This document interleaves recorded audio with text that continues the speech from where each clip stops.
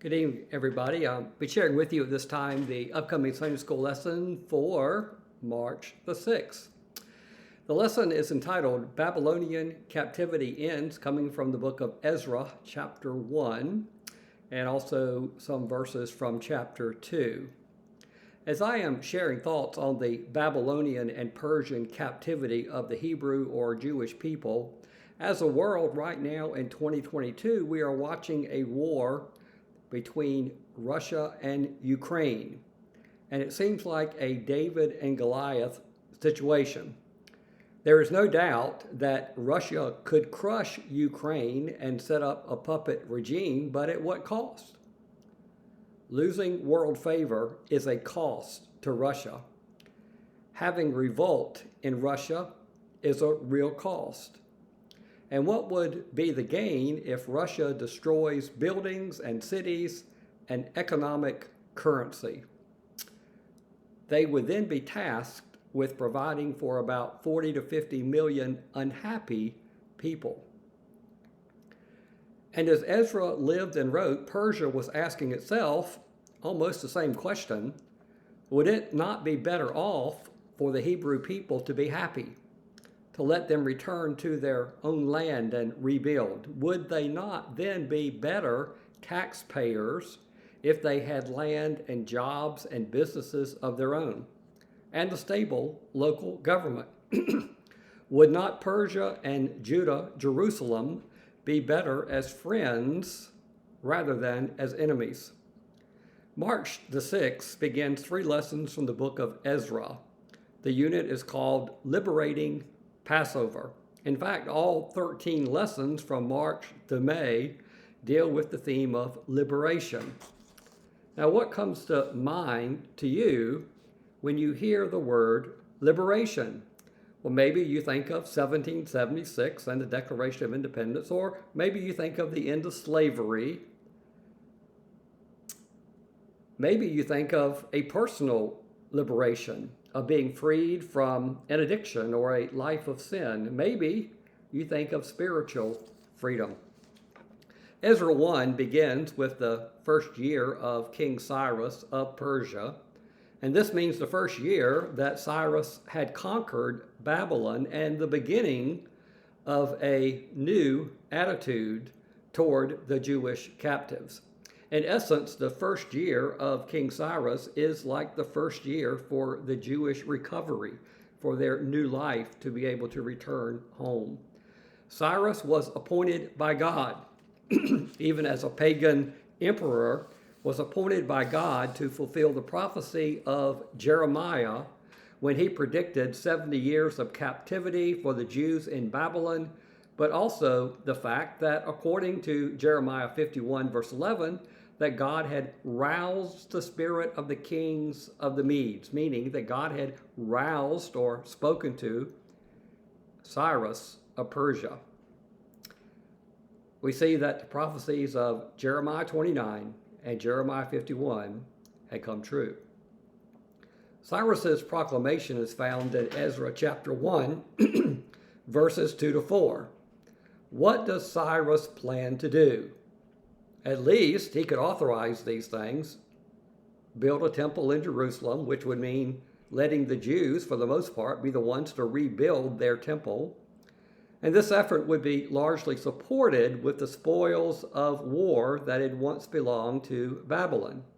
All efforts need money, finance, silver, gold, livestock, basically commodities that they had received when they had taken over Babylon.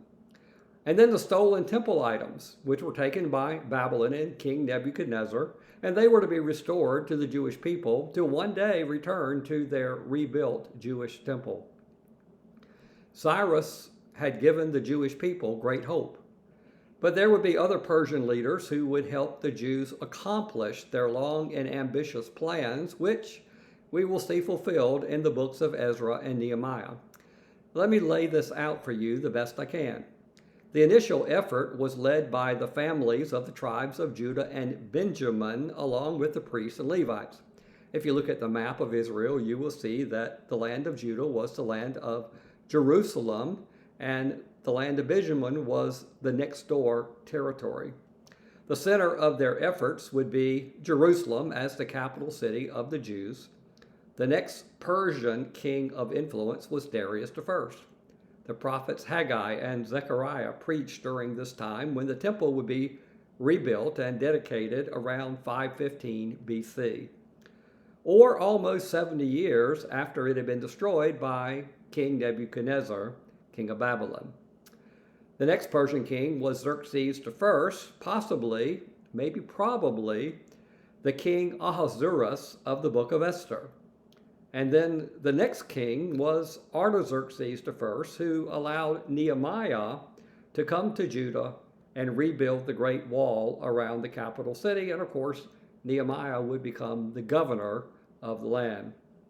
Overall, it seems that the four leading Jews who led the great effort to resettle and to rebuild were a man by the names of Zerubbabel and a man by the name of Jeshua or Joshua, and then, of course, the two key leaders being Ezra and Nehemiah. But they would be aided by Jewish families who had once arrived in Babylon decades earlier with nothing, but who had assimilated into the Babylonian culture, had built back some personal wealth, and now were giving to those brave men and women who were returning back home to rebuild Jerusalem. Let me close with this perspective on what God was doing at that time. While it was extremely important for the Jewish people to regain their heritage as seen by rebuilding Jerusalem and Judah, it was more important that they rebuild and keep their spiritual heritage. In the book of Esther, all the Jews in Persia were on the verge of being destroyed. Esther, the Jewish girl who became the queen, interceded for her people, and the king, her husband, agreed to not only save the Jews, but elevated them to a higher status in Persia. One of the key lines from Esther's story is that God had called her to, quote, "for such a time as this."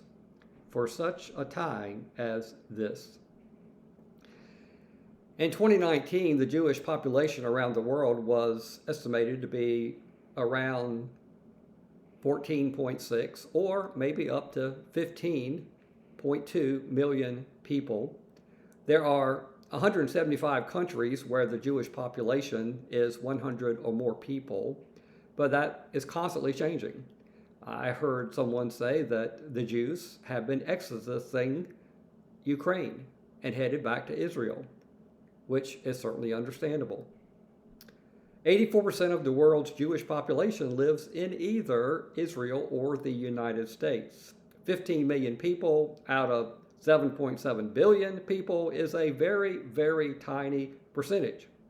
And yet God's hand is still on Israel. And Judaism, the religion of the Jews, one of the major religions of the world, is the religion of the smallest population group that holds to that religion by far. And although since Abraham, the Hebrews people have spent many years more being not free than being free, God's hand is still on Israel. And although Jews have been dispersed and have immigrated either voluntarily or involuntarily for many centuries, God's hand is still on Israel. And that's an important fact. God's hand is still on Israel.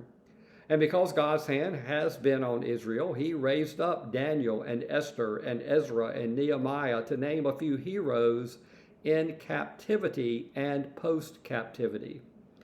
And God will continue to do the same today and tomorrow. The future of Israel, like its past, depends upon their steadfast devotion to Yahweh God, rejecting any other God or religious leader. I pray that you will have a great week, and we look forward to meeting with you Wednesday night for Bible study from the book of Psalms 91 and 94, and also to see you Sunday morning for worship. God bless.